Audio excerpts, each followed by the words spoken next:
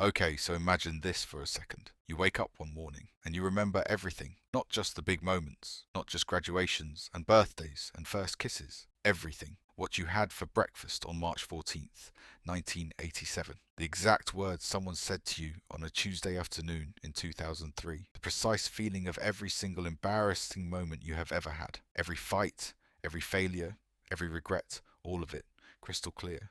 Forever. Sounds like a superpower, right? That is exactly what most people think when they first hear about this. But the man who actually lived it called it a burden so heavy he would have given anything to forget. His name was Bob Petrella, and he had a condition so rare that when researchers first encountered it, they did not even have a name for it. They called it Highly Superior Autobiographical Memory, HSAM for short. And Bob was one of fewer than 100 people on Earth ever confirmed to have it. Here is what his daily life actually looked like. Every single morning when Bob woke up, his brain would not just remember yesterday, it would remember every single yesterday of his entire life simultaneously, all flooding in at once. The good memories, the painful ones, the ones he desperately wished he could let go of. He described it as living with a video camera running inside his head that never stops, never pauses, and never lets you delete anything. Most of us forget painful experiences over time, not because we are weak, but because forgetting is actually one of the most important things our brain does for us.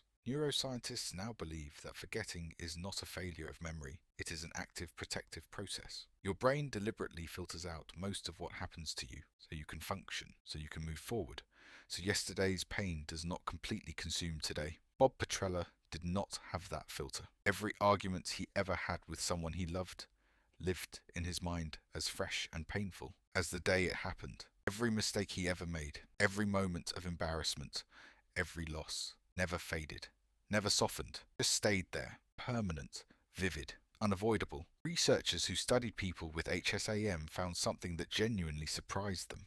They expected these people to be happier than average, better adjusted, more successful, more grateful, because they could remember every beautiful moment perfectly. What they found instead was significantly higher rates of anxiety and depression, because it turns out the ability to forget is not a weakness. It is one of the greatest gifts the human brain gives us. Every time you forget an argument, every time a painful memory fades, every time yesterday's embarrassment feels smaller than it did at the time, your brain is protecting you, quietly, automatically, without you even knowing it. There is something else about Bob's story that really stayed with me. When researchers asked him what the hardest part was, he did not say the painful memories. He said the inability to be fully present, because when every moment of your past is as vivid as the present, you are never really just here. You are always somewhere else too, always pulled back, always half living in a memory you cannot escape. And that made me think about something most of us do voluntarily. How much of our own present moment do we sacrifice scrolling through digital memories on our phones? How often are we physically here, but mentally somewhere else entirely? Bob had no choice. Most of us do, and we still choose to leave. If this made you think about something differently, hit that like button. Subscribe, because every video we make goes somewhere real. And tell me in the comments, is there a memory you wish you could forget? You do not have to share what it is. Just, is there one? I genuinely want to know.